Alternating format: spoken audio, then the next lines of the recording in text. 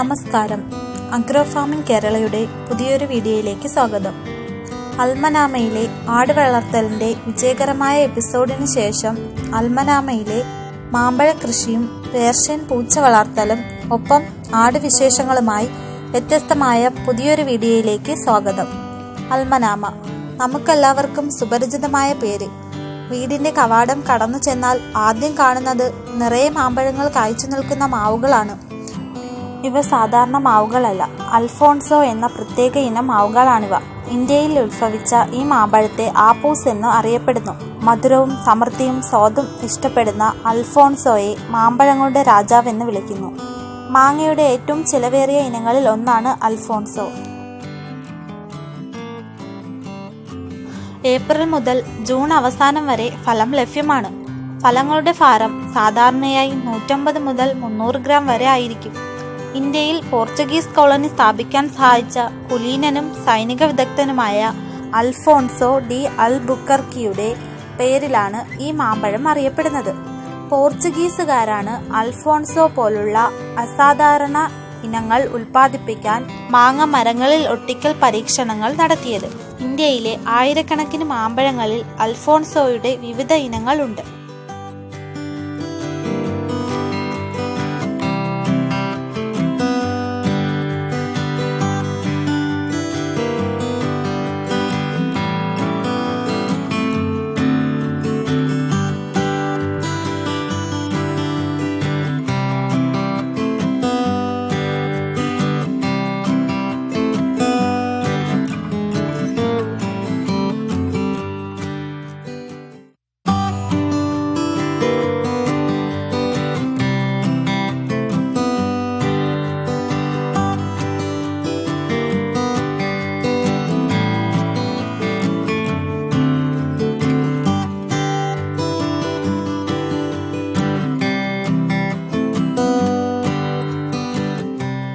Persian പൂച്ചകളെയും ഇവിടെ വളർത്തുന്നുണ്ട്.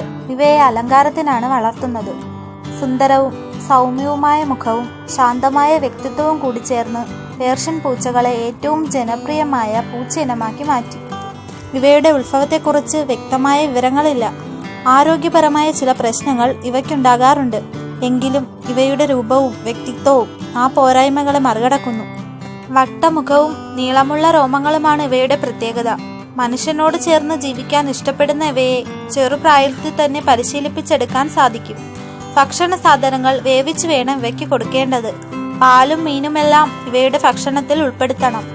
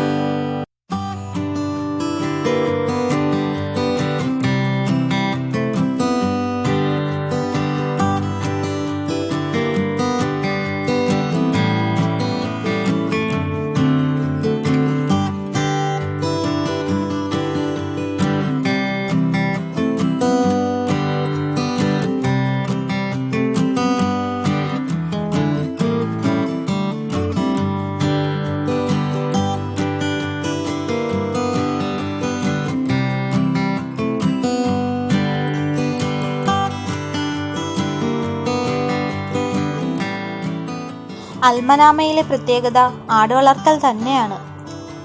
സിറോഹിയും ബീറ്റലും ബോയറുമൊക്കെയാണ് ഇവിടത്തെ പ്രത്യേക ഇനങ്ങൾ.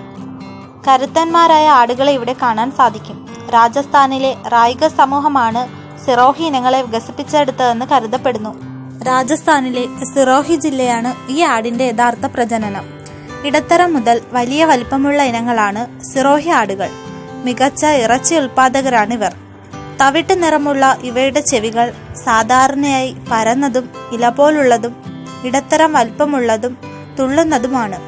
ഇവയുടെ വാല് ചെറുതും ഇടത്തര നീളവും മുകളിലേക്ക് വളഞ്ഞതുമാണ്.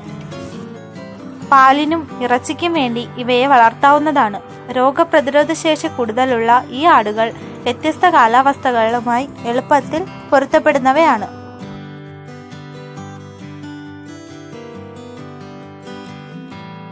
സ്റ്റാൾ തീറ്റയ്ക്കും സെമി സ്റ്റാൾ തീറ്റയ്ക്കും ഈ ആട് നന്നായി യോജിക്കുന്നു.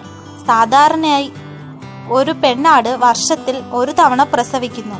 ഓരോ ജനനത്തിലും 40 മുതൽ 55% വരെ സിംഗിൾസും 55 മുതൽ 60% വരെ ഇരട്ടകളും പ്രതീക്ഷിക്കാം.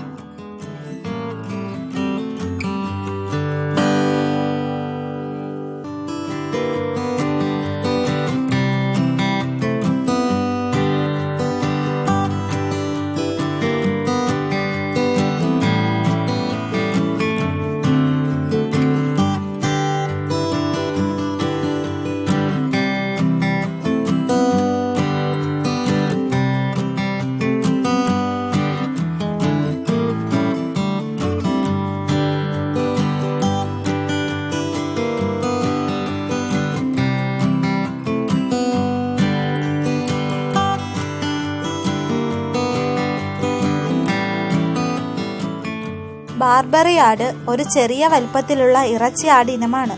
സോമാലിയയിലെ ഇന്ത്യൻ മഹാസമുദ്രത്തിൽ സ്ഥിതി ചെയ്യുന്ന തീരദേശ നഗരമായ ബെർബറിയയിൽ നിന്നാണ് ബാർബറി ആടുകൾക്ക് ഈ പേര് ലഭിച്ചത്.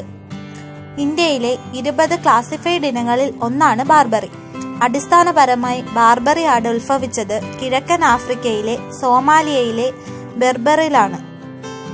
ബാർബറി ആടിന്റെ വഴിയും ഇന്ത്യയിലേക്കുള്ള കുടിയേറ്റവും അജ്ഞാതമാണ്. ഒരുപക്ഷെ മധ്യകാലഘട്ടത്തിലെ കച്ചവടക്കാർ കടലിലൂടെയും കരയിലൂടെയും ഇന്ത്യയിലേക്ക് കൊണ്ടുവന്നിരിക്കാം. ഇറച്ചിയാടുകളായി ഇവ ജനപ്രീതി നേടുന്നു. ഇവയുടെ ചെവികൾ ചെറുതും കുഴലുകളുള്ളതുമാണ്. സാധാരണയായി ചെറിയ ഇളം തവിട്ട് പാച്ചുകളുള്ള വെളുത്ത നിറത്തിലാണ് ഇവ കാണപ്പെടുന്നത്. ഇവ നേരത്തെ പക്വത പ്രാപിക്കുകയും സാധാരണ ആട് രോഗങ്ങളെ പ്രതിരോധിക്കുകയും ചെയ്യുന്നു.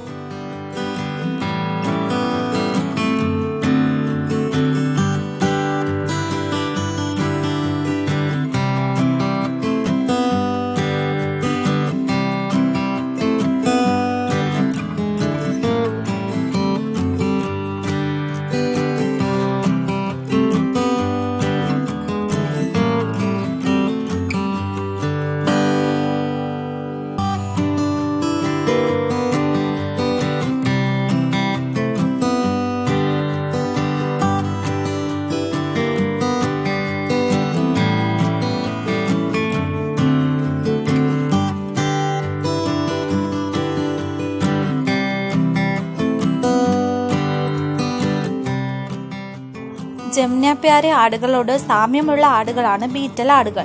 ഇവ വളരെ ഉയർന്ന പാൽ ഉൽപ്പാദിപ്പിക്കുന്ന ആടിനമാണ്. വാണിജ്യ ഇറച്ചി ഉൽപാദനത്തിനും വളരെ അനുയോജ്യമാണ്. ഇവയ്ക്ക് ഏത് പരിസ്ഥിതിയിലും കാലാവസ്ഥയും എളുപ്പത്തിൽ സ്വീകരിക്കാൻ കഴിയും. ബീറ്റൽ ആടുകൾ വലുതും നീളമുള്ളതും എന്നാൽ ജമുനാപ്യാരി ആടിനേക്കാൾ ചെറുതുമാണ്.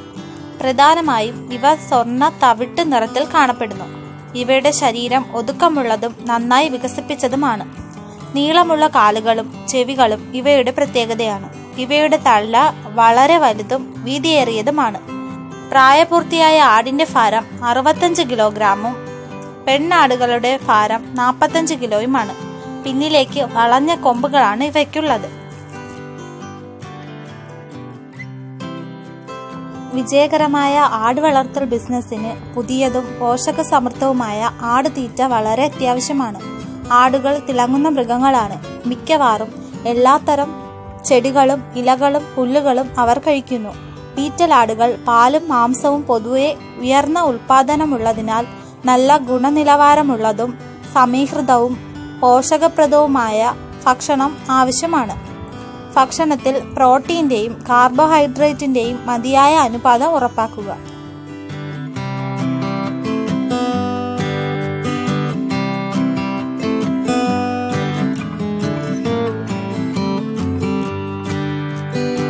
ജമുനാപ്യാരി ആടുകളോട് സാമ്യമുള്ള ആടുകളാണ് ബീറ്റൽ ആടുകൾ. ഇവ വളരെ ഉയർന്ന പാൽ ഉൽപ്പാദിപ്പിക്കുന്ന ആടിനമാണ്. വാണിജ്യ ഇറച്ചി ഉൽപാദനത്തിനും വളരെ അനുയോജ്യമാണ്. ഇവയ്ക്ക് ഏത് പരിസ്ഥിതിയും കാലാവസ്ഥയും എളുപ്പത്തിൽ സ്വീകരിക്കാൻ കഴിയും. ബീറ്റൽ ആടുകൾ വലുതും നീളമുള്ളതും എന്നാൽ ജമുനാപ്യാരി ആടിനേക്കാൾ ചെറുതുമാണ്. പ്രധാനമായും ഇവ സ്വർണ്ണ തവിട്ട് നിറത്തിൽ കാണപ്പെടുന്നു. ഇവയുടെ ശരീരം ഒതുക്കമുള്ളതും നന്നായി വികസിപ്പിച്ചതുമാണ്. നീളമുള്ള കാലുകളും ചെവികളും ഇവയുടെ പ്രത്യേകതയാണ്. ഇവയുടെ തല വളരെ വലുതും വീതിയേറിയതുമാണ്. പ്രായപൂർത്തിയായ ആടിന്റെ ഭാരം 65 കിലോഗ്രാമും പെണ്ണാടുകളുടെ ഭാരം 45 കിലോയുമാണ്. പിന്നിലേക്ക് വളഞ്ഞ കൊമ്പുകളാണ് ഇവയ്ക്കുള്ളത്. ഒരു ആൺ ബീറ്റൽ ആട് 12 മുതൽ 15 മാസം പ്രായമാകുമ്പോൾ പക്വത പ്രാപിക്കുന്നു. ഒരു പെണ്ണാട് 20 മുതൽ 22 മാസം പ്രായമുള്ളപ്പോൾ കുട്ടികളെ ആദ്യം ഉൽപ്പാദിപ്പിക്കുന്നു. പെണ്ണാട് എല്ലാ വർഷവും ഒരു ജോഡി കുട്ടികളെ ഉൽപ്പാദിപ്പിക്കുന്നു. ആടുകൾ സാധാരണയായി താമസിക്കാൻ വരണ്ട സ്ഥലമാണ് ഇഷ്ടപ്പെടുന്നത്. അതിനാൽ ആടുകളെ ആരോഗ്യകരവും ഉൽപാദനപരമായി നിലനിർത്തുന്നതിന് ആടിന്റെ കൂട് എല്ലായ്പ്പോഴും വരണ്ടതും വൃത്തിയുള്ളതുമായി സൂക്ഷിക്കേണ്ടത് വളരെ പ്രധാനമാണ്. അതിനായി ഹൈടെക് കൂടുകളാണ് അൽമനാമയിലുള്ളത്. വീട്ടമ്മയും മരുമകളും ചേർന്നാണ് ആടുകളെ പരിപാലിക്കുന്നത്. പരിപാലന രീതികൾ ആദ്യ ഭാഗത്തിൽ വിവരിച്ചിട്ടുണ്ട്. ആദ്യ ഭാഗം കാണാത്തവർക്കായി വീഡിയോ ലിങ്ക് ഡിസ്ക്രിപ്ഷനിൽ കൊടുത്തിട്ടുണ്ട്. അൽമനാമയിലെ ആട് വിശേഷങ്ങൾ ഇവിടെ അവസാനിക്കുന്നു. വീഡിയോ ഇഷ്ടമായെങ്കിൽ അഭിപ്രായങ്ങൾ കമന്റ് ബോക്സിൽ രേഖപ്പെടുത്തണം. ഒപ്പം ലൈക്ക് ചെയ്യാനും ഷെയർ ചെയ്യാനും കൂടുതൽ നല്ല വീഡിയോകൾ കാണാൻ ചാനൽ സബ്സ്ക്രൈബ് ചെയ്യാനും മറക്കരുത്. മറ്റൊരു വീഡിയോയുമായി വീണ്ടും കണ്ടുമുട്ടുന്നത് വരെ നന്ദി, നമസ്കാരം.